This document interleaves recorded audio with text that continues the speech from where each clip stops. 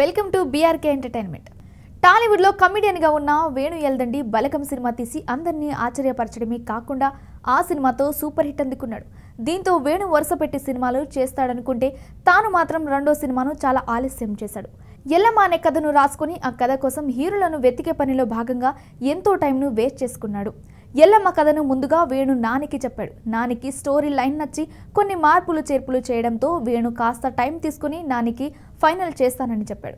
దానికి కూడా నాని సంతృప్తి చెందకపోవడంతో ఎల్లమ్మ కథను రిజెక్ట్ చేశాడు నాని. ఆ తర్వాత అదే కథ శర్వానంద్ దగ్గరకు కూడా వెళ్ళింది, కానీ సెట్ అవ్వలేదు. ఆఖరికి నితిన్ కు చెప్పి సినిమాను ఓకే చేయించుకున్న వేణు ప్రస్తుతం ఆ సినిమాపై ప్రీ ప్రొడక్షన్ వర్క్ లో బిజీగా ఉన్నాడు. ఈ నేపథ్యంలో ఎల్లమ్మ గురించి నెట్టింట ఓ ఇంట్రెస్టింగ్ న్యూస్ వినిపిస్తుంది.